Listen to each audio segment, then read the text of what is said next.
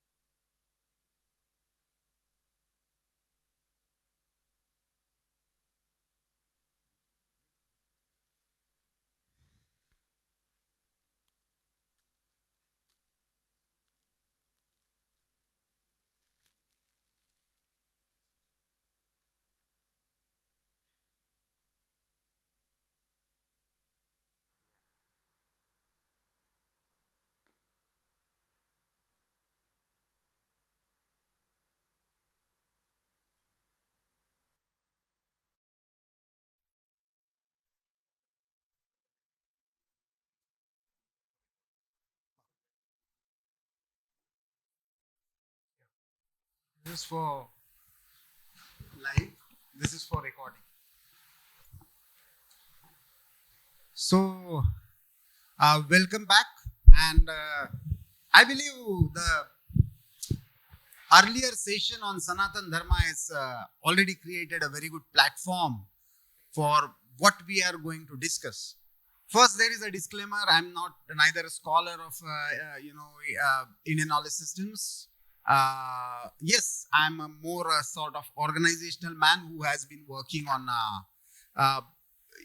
various civilizational activities. So on the basis of that experience as an activist, as a journalist, we have two great minds.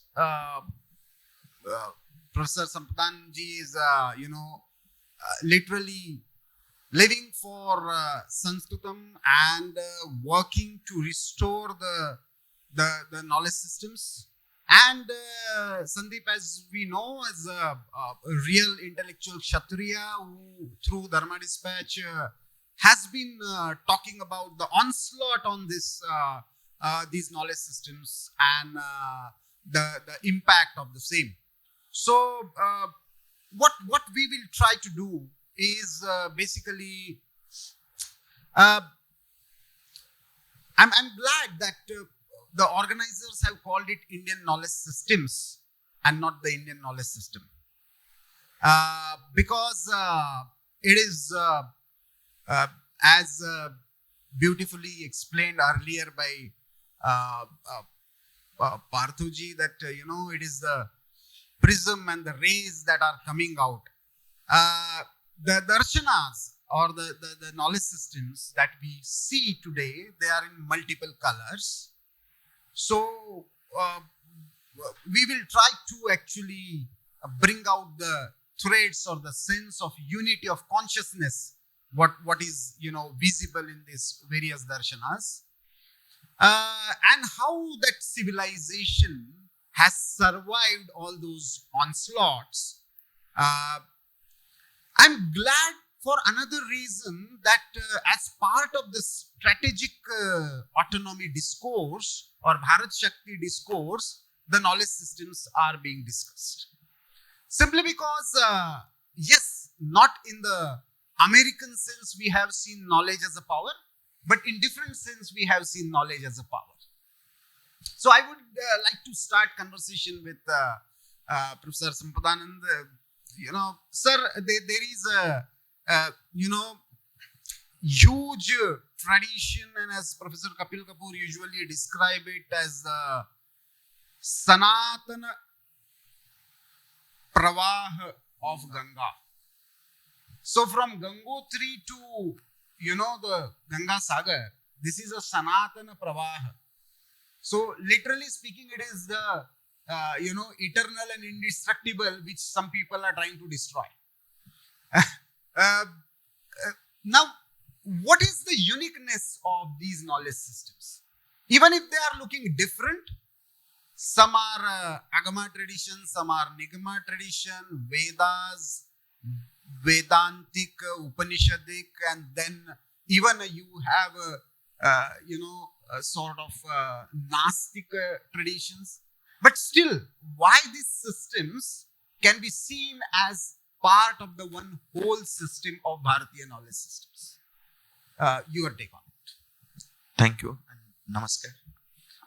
Namaskar to all of you. Bharatiya Jnana Parampara and its uniqueness.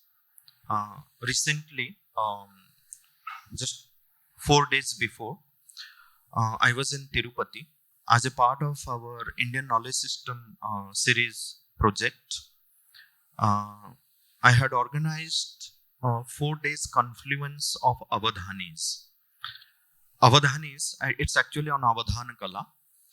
This Avadhana Kala, where the Avadhani, the master performer, he displays his power of concentration, his power of memory, his power of poetic ability, his power of language ability.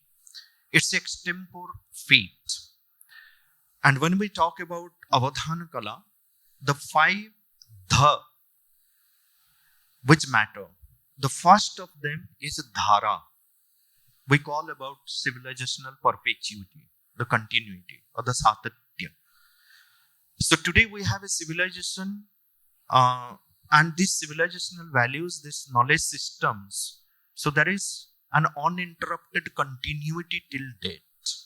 What was created thousands of years before, even it has its living presence till date. But it takes different forms. So dhara, there is a flow, there is an uninterrupted continuity. The second aspect of Avadhana Kala, and I'm linking it with the knowledge systems, so how it makes it unique. Then you have dharana. Dharana in the sense that it has to be kept in the memory. It has to be reproduced from what has been received, grasped, understood, and then represented in a manner without losing the essence of the knowledge. So dhara, dharana. Then there is dhorani. Dhorani means a unique style of presentation. Okay. Dhara, dharana, dhorani. Then you have dhishana, the purified intelligence.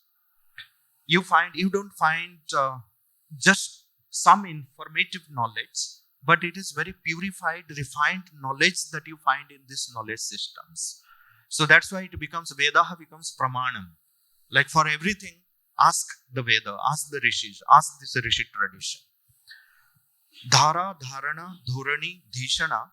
Then you have another unique aspect, it's called dhairyam. Dhairyam means like dhriti, dhairyam. It's a perseverance and patience. So if you look at all these 5 dhakaras, which define how Indian knowledge systems has its unique features, and it is because of this region and because our rishis were of that character, so they could give us a tradition and they could give us this treasure trove of knowledge which continues even after so many invasions, so much of adverse attacks. So we have a living presence as a civilization which continues and which will continue. Thank you, sir. I'll come back on this question about the principles of unity and the key differential factors that separate Bharatiya knowledge traditions from the Abrahamic one. But before coming back to you, Sandeep, as sir said, this has been perpetual, this has been eternal.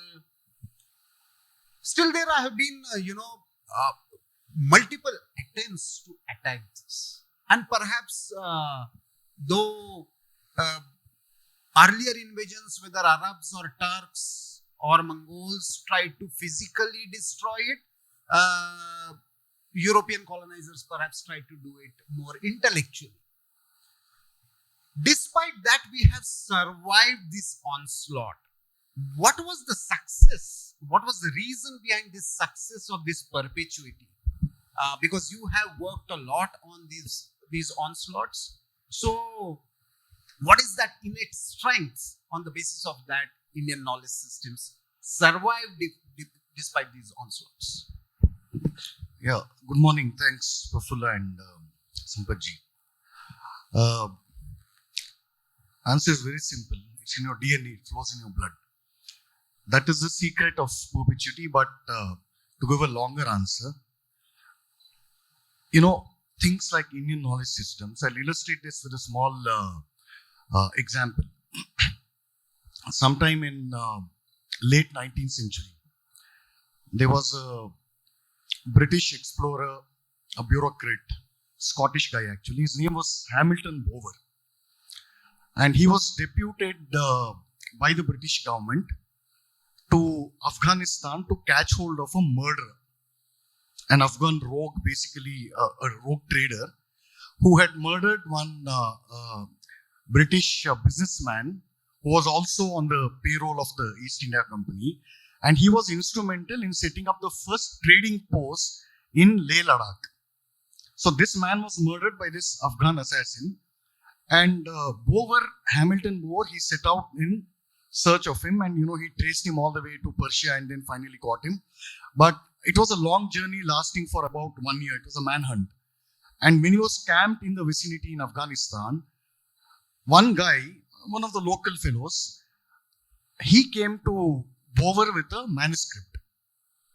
And he was an unlettered guy, this guy who gave him this manuscript, because he understood, the locals there understood, this was the height of, Imperial British colonial expansion. And there was a lot of activity and a lot of funds being poured into archaeological excavations, both in India and Middle East, Egypt. Without that climate, you won't have these series of movies that Hollywood made about Indiana Jones and all those so-called adventure movies. And the locals quickly discovered that, these white people, they loved these, finding out, digging these old things, and they'll give us good money. And he approached Hamilton Bower and gave him this, Saab, ye dekhiye, I think you might find this useful. So Bower began to read that, and he figured out that it was Sanskrit manuscript. It was a vague kind of Sanskrit mixed with Prakrit. So he said, okay, this might be useful. Eventually, he sent it to the Bengal Asiatic Society, which was doing some good work then. And that was deciphered. I forget the name of the head of the Asiatic Society. He deciphered it. And ever since it became known as Bower manuscript, it is the earliest known Ayurvedic text. It is called Navanitakam, or the art of taking out butter. So it's a beautiful treatise, and one part of this manuscript is still available today in the Saraswati Mahal Library. So Navanitakam, among other things, it talks about magic and chants and potions. It also is one of the earliest texts. It dates back to about 2nd century CE. It is one of the earliest formulas which gives us the art of making hair dyes. So there is about 25 or 30 different recipes for turning. I mean, it's a beautiful, the way it reads. You mix these things, soak it for 15 days in the sun, or, depending on the recipe. And then you apply it on your head and leave it on for, do this every day for 15 minutes. After a week, it will become as black as a bee. And you will never have gray hair again. So things like this, a beautiful text. So what does this show? Remember that this was found in what is known as today a province in China, bordering India. So, and it was later found that the place it was discovered was also a great hub of Buddhism in China. So what does this show? This not only shows the civilizational continuity, or what is today known as, this is just one, 0.0001% of this kind of Indian knowledge system, what today we call as Bharatiya Vidya is better. So this used to have its impact all the way in Central Asia, all the way that side in Central Asia, and this side in what is known as Southeast Asia. For example, there is a beautiful the legal system in Java and Bali is primarily based on the Manusmriti, and large parts of it on Yajnavalkya Smriti. You see an almost one-to-one connection between our laws and their laws. So what it says is that it was not just India's military conquest or expansion or imperialism. When a subject race, I don't want to use these words, but when another country has intercourse with another foreign country and is so deeply impacted by it that it changes its laws, it models its legal system on the legal system brought in by the so-called foreigner. Our legal system, which eventually became modeled after the British jurisprudence, was an act of imperialism. It was imposed. On the contrast, those countries in Southeast Asia, they embraced it. So these are some areas that we need to study when we talk about Indian knowledge system. Why there was a sense of perpetuity is because it was owned by the entire community. These things don't happen by accident, sir. It's a product of centuries of trial and error before an acceptable or a system comes into being, which says, okay, this is the best for us. Let's see going forward, if things change, what are the tweaks that we can do? This is the reason that throughout Indian history, we do not find a single political revolution, because there is an internal self-correcting mechanism. Each time there is a society goes into decline, or some negative forces have taken the upper hand, some correction mechanism emerges from the same society. So I don't like to use the word reform very loosely. It is self-correction, so that things can go back to what is known as sthiti. When you study IKS, Indian knowledge system, you can't isolate it. You have to take it as an entire whole. I'm wearing this kurta, right? So I can't pull off one thread and pretend that this is somehow part of my kurta. You have to study it as a whole, including the material used, the color used, the dye used, how it was manufactured, who manufactured it. So I'll end at this for now. Sir, as Sandeep has said, there is some uniqueness about what Acharya Dharmapal has called as the Desha, Kala and Sthiti. Despite this apparent looking differences in these various darshanas or the systems, what are those unique unifying factors of this system? Are there any commonalities, or there is a complete, like for example, Vedic traditions versus Buddhist traditions, or Agama traditions versus Nigama traditions, and now even North versus South, Northern Ramayana and Southern Ramayana, all these kind of. So are there, any commonalities or the common sense of consciousness that you find everywhere in these systems? Okay. So one more important point which Sandeep made, that centuries of trial and error, or rather call it centuries of sadhana and tapasya, by a certain, you can say, it was the Rishi tradition itself, a Rishi community, you can say, where we are branded by the Western European, some of the anti-Indian or anti-Hindu, anti-Sanatan people as uncivilized. You have a book, Whether India is Civilized, to which Arthur Avalon and Sri Aurobindo give good response to it. So here we have to see like where this differences, where from it is arising and what actually it was. There is a beautiful book by Diviji, Gunda Paje, who is the doyen of Kannada Sahitya. The book is named as Sanskriti. We call it culture. Yesterday, Shivasri used a beautiful word, Kalachara. You can link it with culture. So, Diviji gives 5 signs and symptoms of a civilized person, or a rishi, or a dhira. Yesterday, I mentioned about what Sri Aurobindo speaks about Shrestha or Arya, who created. We need to know them and what kind of drishti they had. So, from their drishti, this srishti comes, whatever the srishti in the field of knowledge. And so he speaks of 5 symptoms. How do you recognize a Shrestha or a cultured person or a civilized person? The first symptom, he says, Swasthana Parignyana. That a cultured person, he knows what is his own sthiti. Where does he stand? Parengita Parigrahana is the second symptom, that he knows the intention of others. He doesn't misinterpret others. He knows what could be the intention behind. Accordingly, he interprets.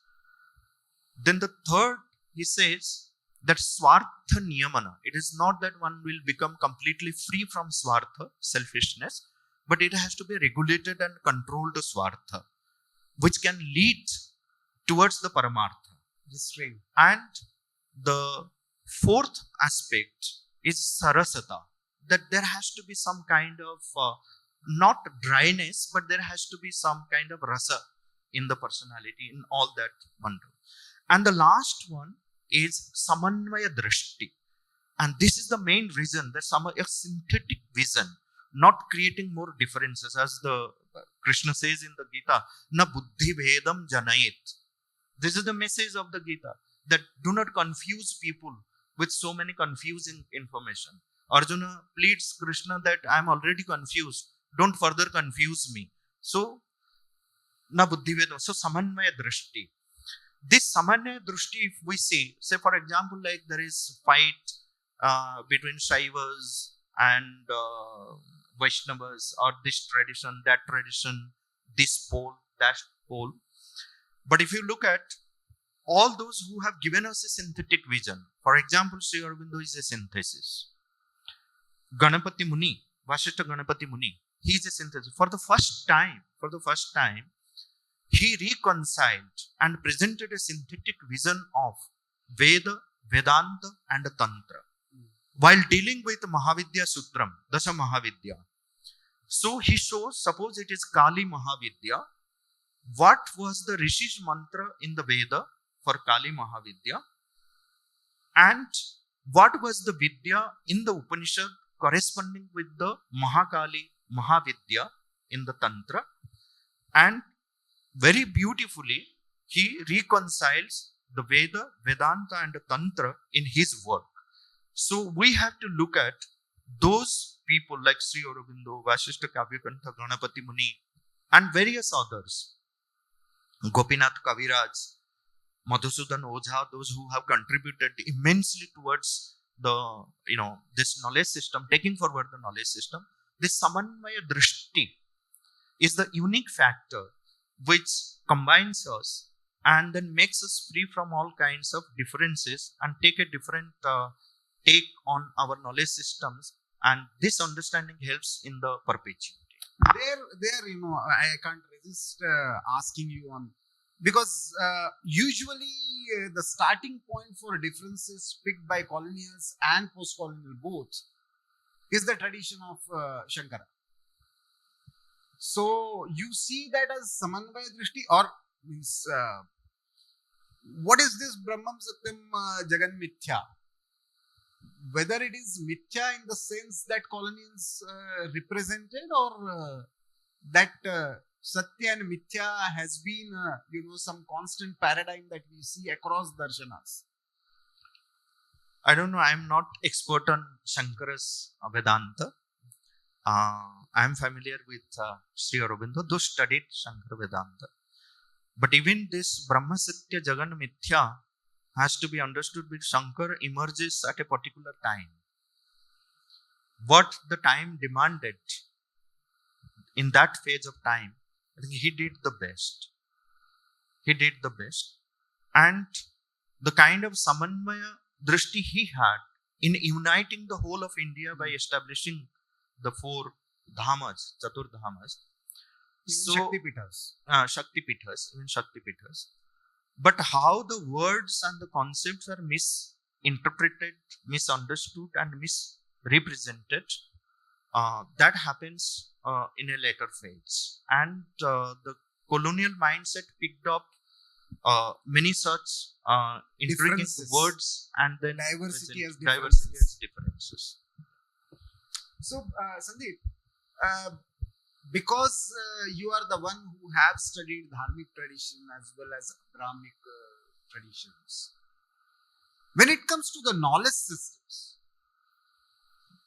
and their civilizational actualization or institutionalization, how should we differentiate the Dharmic knowledge systems and the Abrahamic or Adharmic, what if you want to call it? Okay, so this can be answered in multiple ways. Let's look at 3 basic concepts in our traditions. There is the Adibhutya Stara, there is the Adhidaiva Stara, and there is the Adhyatma Stara. So all the Vidyas that you're talking about, knowledge in the sense that we generally understand, belongs to the Adhibhuta level or the physical level. Right? This is all your mathematics, sciences, physical sciences, medicine, all that. Then there is a Adhidaiva Stara, which means, loosely speaking, belief or faith in a particular deity.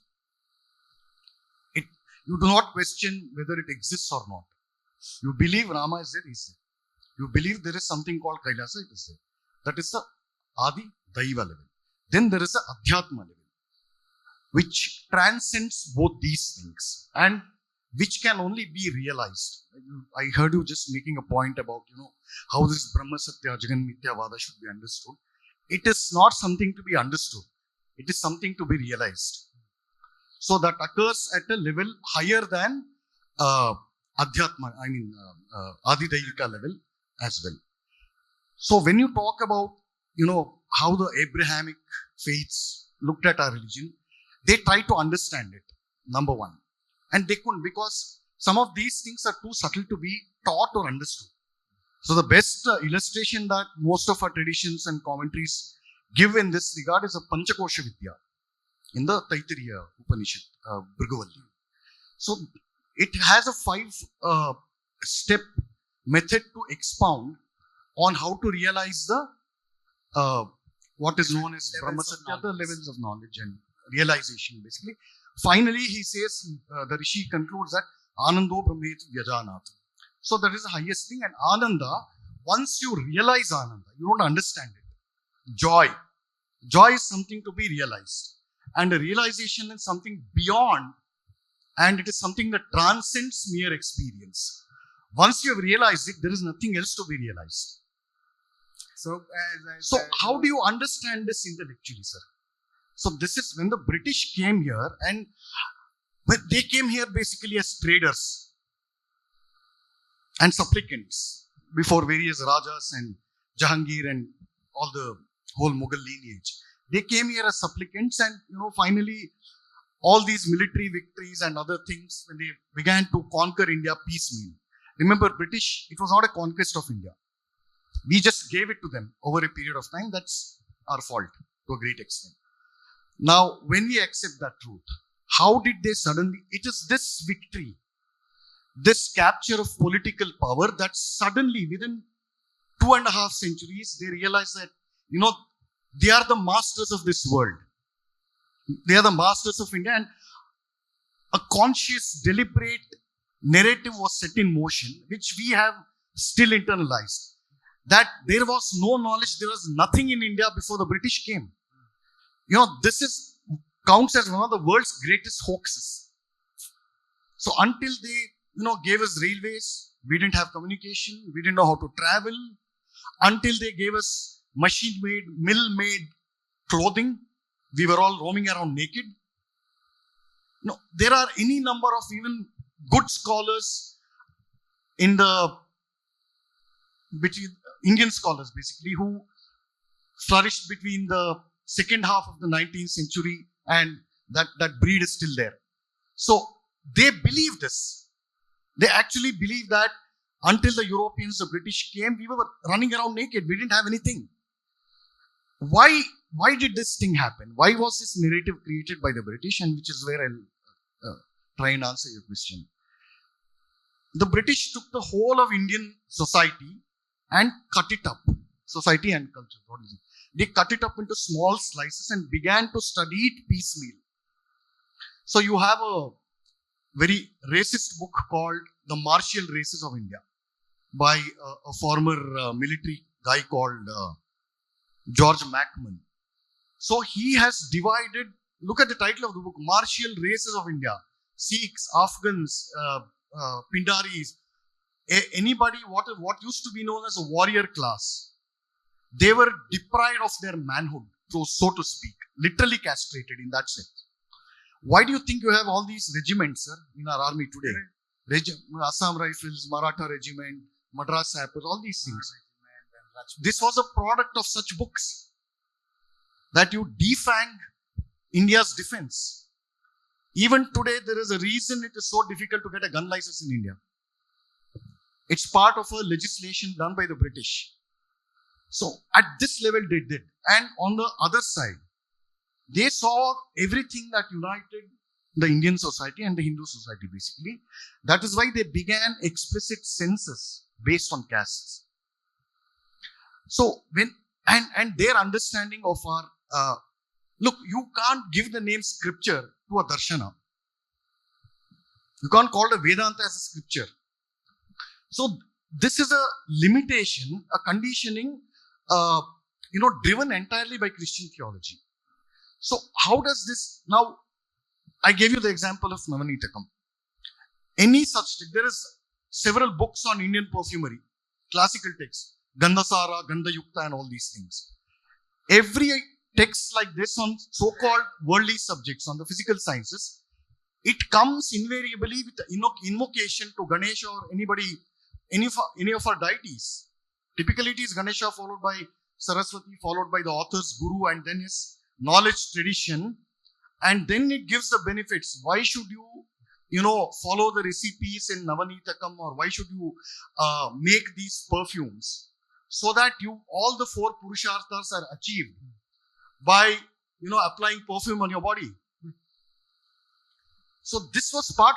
Now when a British person or a European scholar reads this, he has no reference points in his own culture.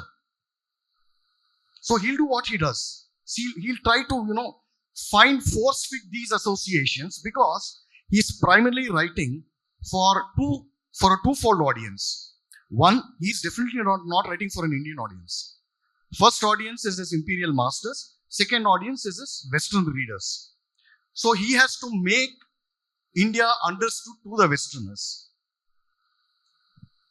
So, you see, and then these translations will be eventually prescribed by universities which are founded by British. Who goes to study in those universities? Our own people. So that's how it is not unsurprising. You have all these scholars like not Wendy Don, what's her name? Romila Thapar, and yeah, I can go on. So, but sir, still, my question, he has talked about the colonial interpretation of Indian knowledge systems. But if we really want to differentiate in terms of the principles in terms of the worldview. Like if you go through the Christian theology, it is essentially or for that matter, all Abrahamic traditions essentially God-centric, interpretation of everything. The fear, the anger, the jealousy, all factors are emanating from that. If we really want to differentiate in terms of knowledge systems, how would you like to interpret or understand this dharmic knowledge systems and Abrahamic knowledge systems? See here, any branch of knowledge that we contemplate, whether it is a scientific branch, whether it is even what he pointed out, even in Gandha Yukti, writing a book on perfumery, so the author has to invoke the deity and the Jnana Parampara, the rishis. So what lies at the center of this knowledge tradition is the Atma Jnana, the Adhyatma. That's why Sri Aurobindo says that if you want to understand Bharat, if you want to understand the Bharatiya Jnana, so you need to, what is the master key is Adhyatma. Spirituality is the master key. So without this, it cannot be understood.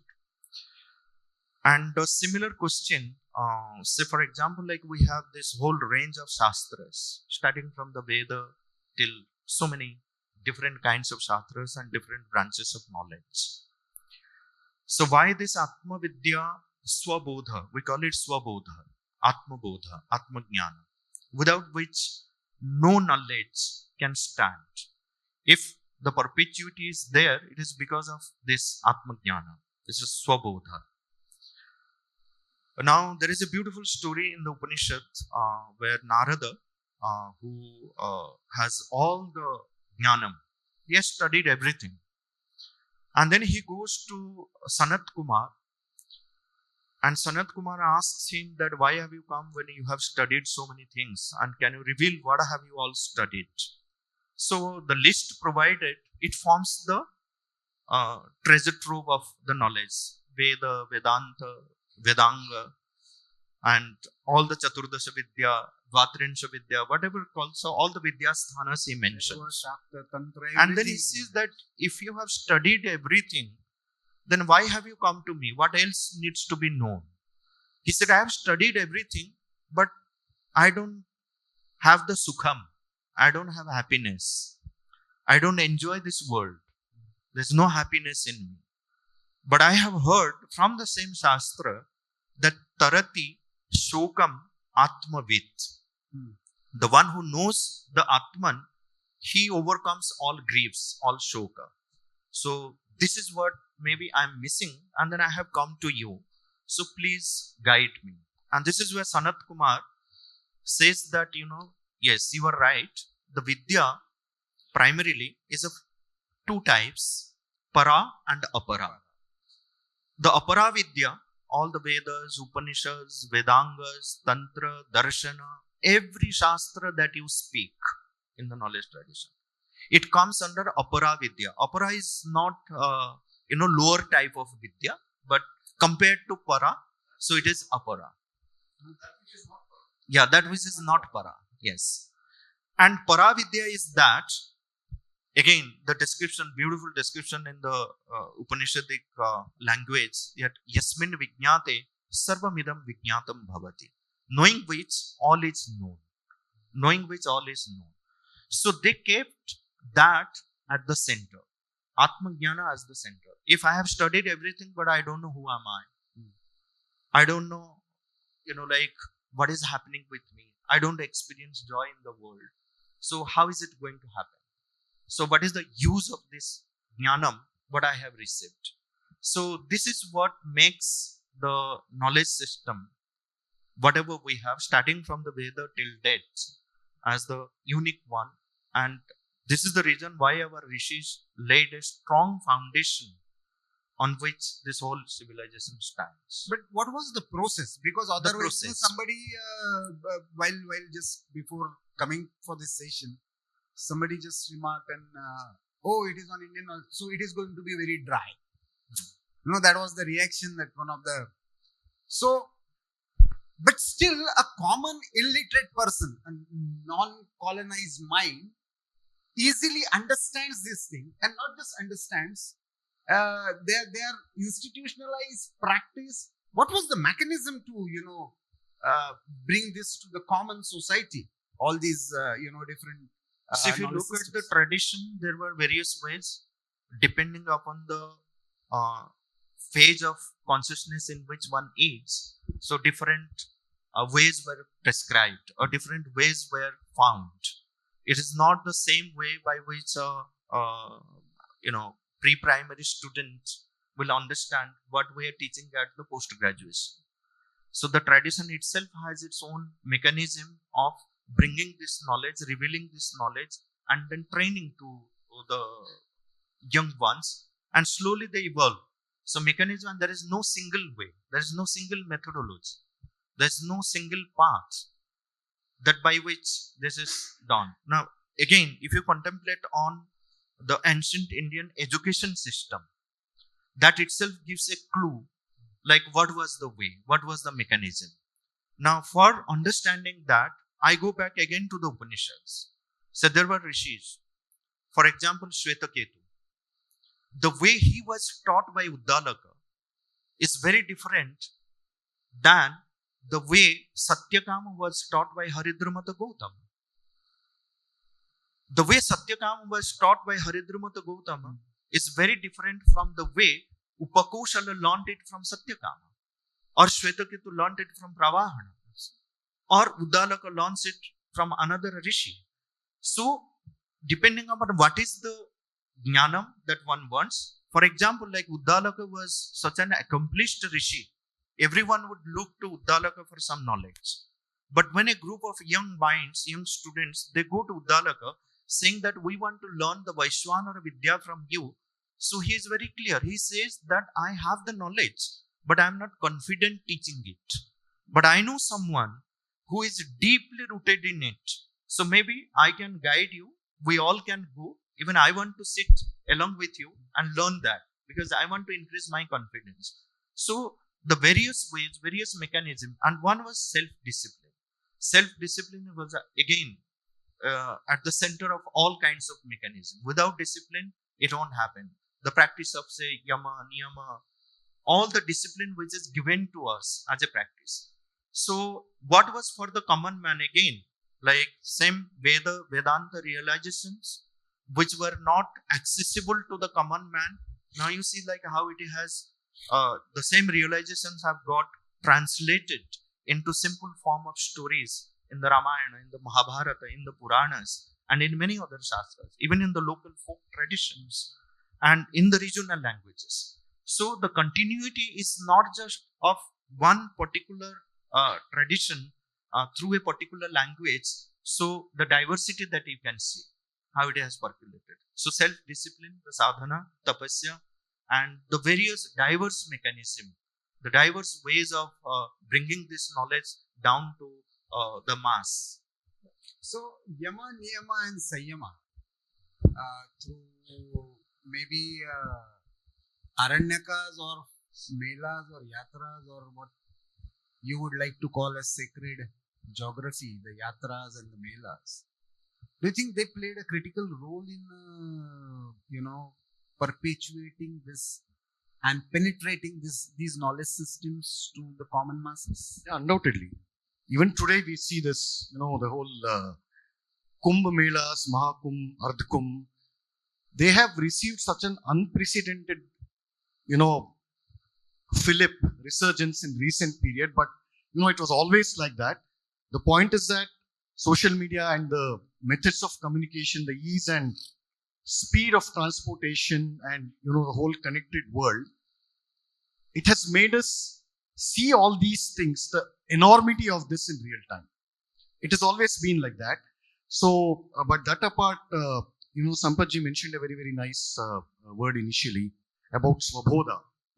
So that reminds me of a beautiful shloka. It's a declaration actually in verse. It shows us our approach to learning.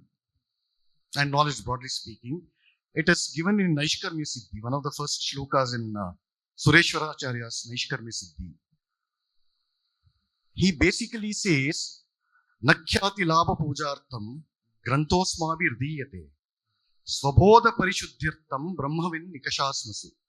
Meaning, I am writing Naishkarmya Siddhi. It is not easy to understand even by hardcore Vedanta people, but we are really lesser than ordinary mortals. So basically what it means is that I am not writing this treatise for fame or money or adulation. What I'm writing this, my objective behind writing this is to put it to test against the yardstick of Brahmagnanis. So they are the persons who should judge this. And I will consider this objective as accomplished if they endorse it. So these are some of the approaches. And then regarding knowledge, acquisition and how this essentially knowledge in a tradition was classified into two broad categories. The first is the regular learning in school and things like that. That was regular knowledge. Second is known as essential knowledge. That was called as avidya. Yeah. No. Second is known as essential knowledge, which is, every text, like Sampath-ji said, the invocation and the objective and the benefits of this studying this text on medicine or mathematics is invariably you will find this word that, if you read this, if you study this and apply its knowledge in your life, it will enable the attainment of all, it will enable the fulfillment of all Purusharthas. So the last Purushartha is moksha. So invariably this has been the thing. Second, and how innocuous things in a tradition, in a daily life. I mean, there are literally thousands of stories. I'll just quote one. This appears in Amukta Malyara, a great epic by Krishnadevaraya. So one of the protagonists in that book, he's a king. And in the evening, he has to have his entertainment, he has to go to a nice house, basically. And that's his practice every evening. So he's traveling, he's walking to that house of that woman. And on the way, all dressed up, nicely, glamorously dressed up, and he's walking. And then it is monsoon, basically. As he's walking on the porch of one house, there's one guy, he's singing, he's rubbing his belly, he's had a nice lunch. And then he's composing an extempore verse, which basically says that, just like how we have to plant the seeds during the planting season and wait for the rest 7 or 8 months till we get the harvest season, so also should we lead this life on earth, acquiring material possessions and, performing our duties in order to achieve moksha. This man, he's a completely licentious kind of a guy. This king, Malayadwaja, the moment he listens to it, he takes off his clothes, puts on a kaupina, abandons his thing, and he is revered as a great saint in the Vaishnava tradition. Now, where is the book which gives you this knowledge? So, like I said, I can go on. Sir, I would like to come to your favorite subject, the subject of language. The knowledge systems of India and the language part of it is very critically linked. If I'm correct, till almost 5th or 6th century, Sanskrit was not categorized as a language. It was categorized as the science of pronunciation. In fact, even Pondy doesn't talk about writing a Vyakarana for a language. He is writing a Vyakarana Shastram. So, how critical it is that Sanskrit as a science of pronunciation and then later language is central to it. And if we see the later part, especially during the Bhakti movement, post 11th or 12th century, which started from Tamil Nadu itself, that this, what later colonials called as the vernacularization of the knowledge, Do you see any contradiction in this? And when we are now struggling to restore and reclaim those knowledge systems, how important it is to have Sanskrit and all other Indian languages simultaneously. Yes. So, Sanskrit and all Indian languages, they have to go hand in hand. Not Sanskrit in isolation or not any other language in isolation. Because again, like you see, not just similarities, but look at the fundamentals of the language, the principles, the philosophy, the mechanism, the design of the language. I give a lot of importance to the very design of the language, Sanskrit. I'll give you some example, like how the very language is so deeply, the design of the language is deeply rooted in the highest realization. And what makes it practical also, and what defines our Sanskriti. I'll give you one example. So, how many of you know that even like today, when you are using technology, the language, you are writing a message on internet, if you are writing a passive sentence, you get a suggestion that convert it into active. It doesn't allow, the technology now doesn't allow you to use passive sentences, active sentences. Why? So there is a problem there because passive sentences, passive is not something natural for all the sentences and especially the intransitive verbs. It's only for transitive verbs. It's not natural. So passive is not natural to any language and especially not in English also. So they prefer that it has to be active. But passive is something very, very natural to Sanskrit. Why? Because here you will find that both for transitive and intransitive you can have a passive sentence. You cannot have a passive form for I laugh, I sleep. But in Sanskrit you can have Maya hasyate.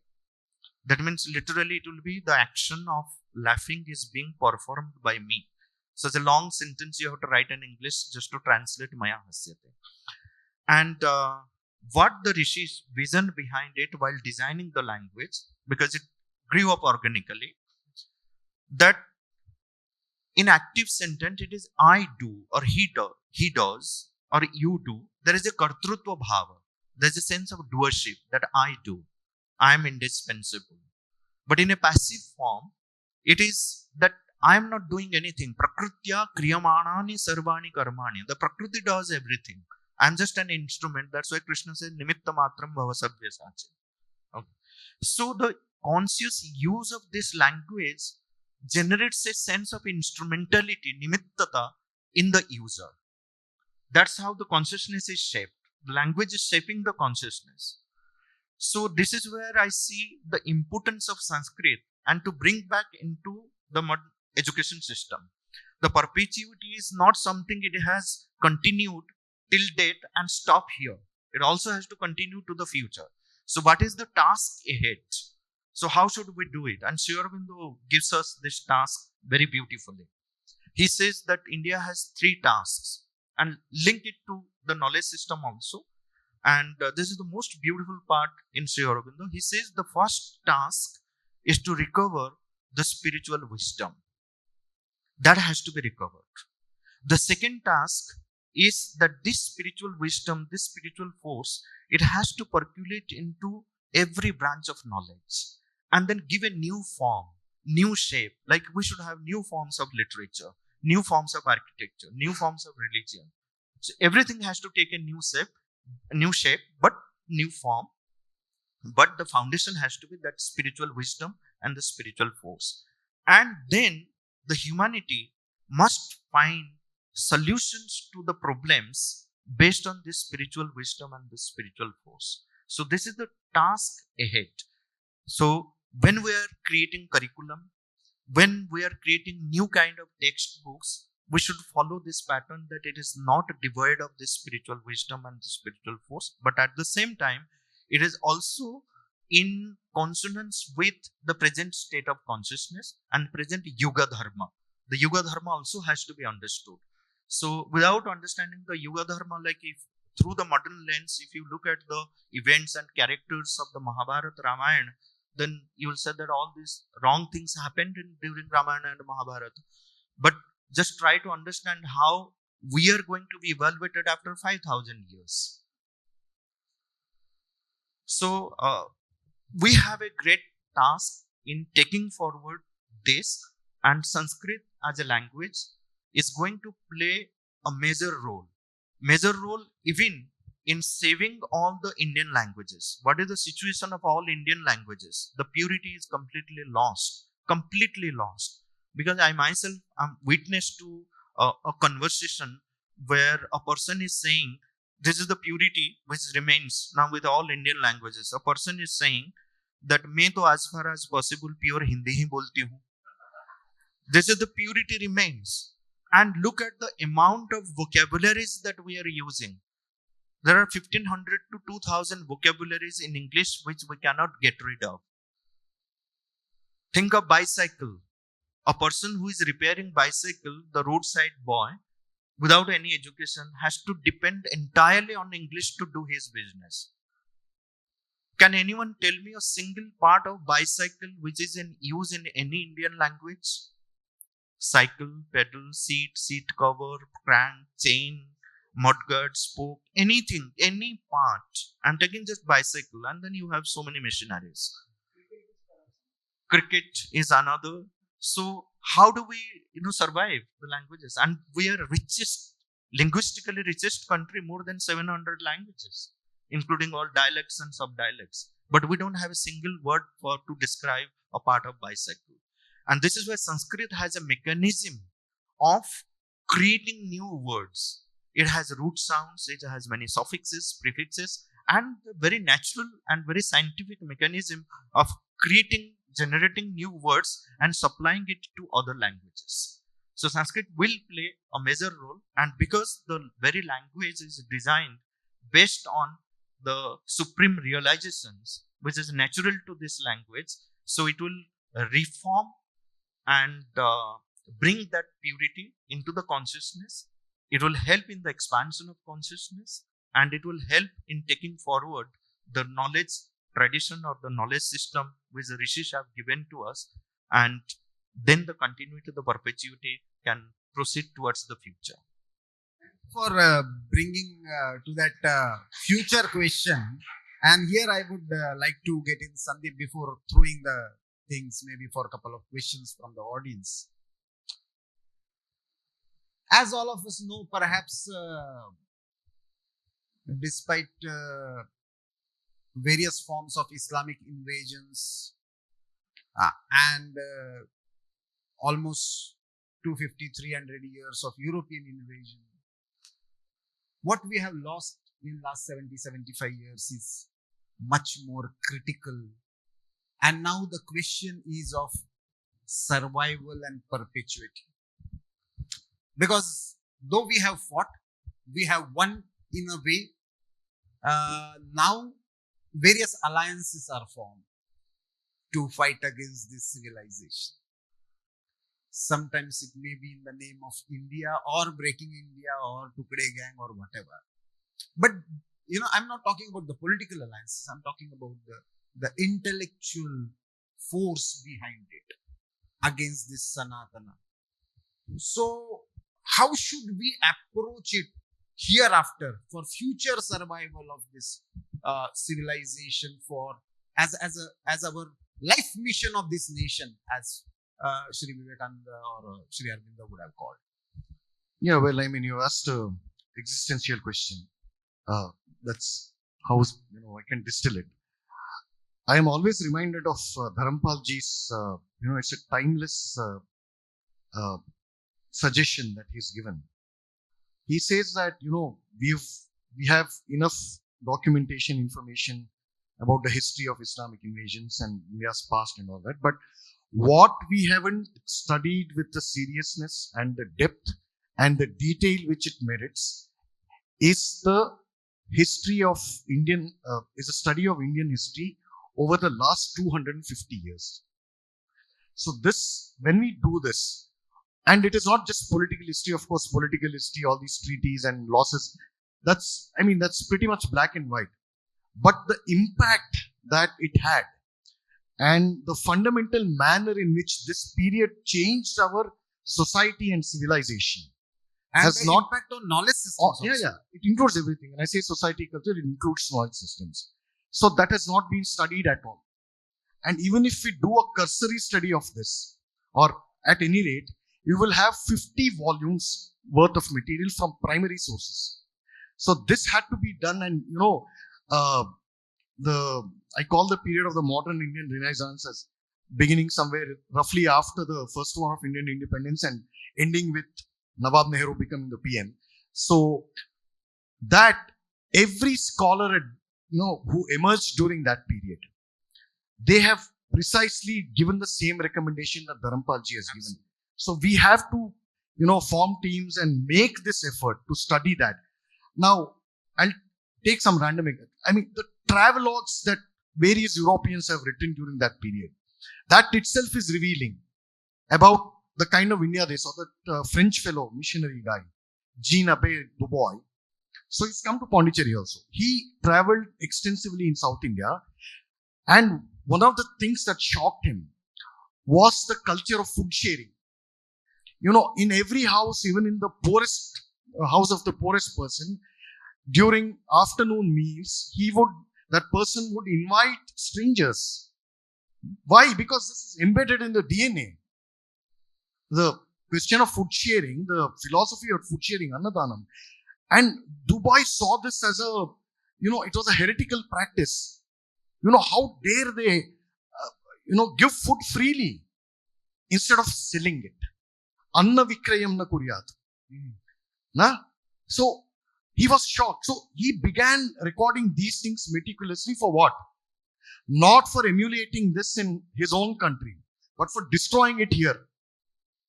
Because he saw that these are some of the things, social, but there was no caste divisions or other people, strangers could come and eat food.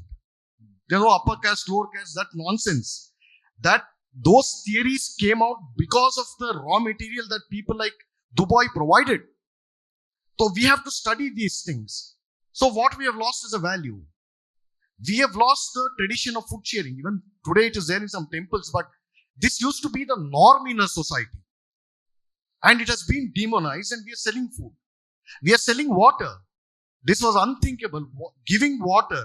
Some homes do it, as a customary thing. It comes. First thing they do is offer you water. This used to be done to strangers. And Purana, there is a proverb that if you don't give water, you will be born lizard as a lizard in the next birth. Now you're selling water.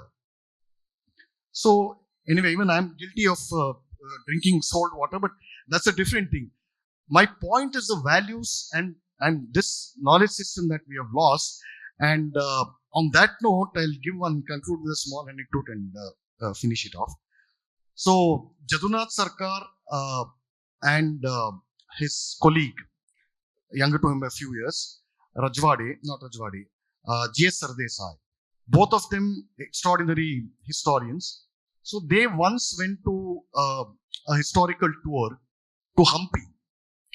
And, Jadunath Sarkar was explaining, all the nuances and context stories behind different monuments there and the ruins in Hampi. And Sardesai, they arrived at a pillar on which there was a sculpture of a Nartaki.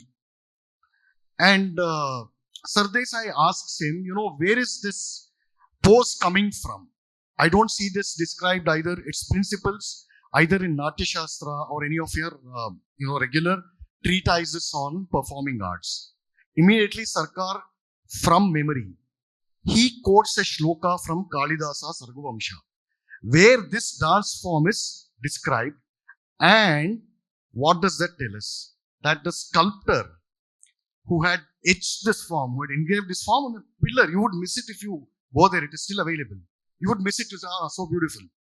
But these people went to such lengths. What it shows is that the sculptor sometime in 15th or 14th or 16th century had such exhaustive knowledge of Kalidasa that he took one shloka in Raghuvamsha as his inspiration to carve this sculpture. And you literally see this kind of inspirational, monuments and artifacts across thousands of classical temples throughout South India and post-classical temples in North India. I think I'll stop at Thank that you. before Thank you to they both throw of me them out. for making this apparently dry-looking subject very interesting. Because we have already, overshot the time, so I'll close here. Thank you both of you, and thank you.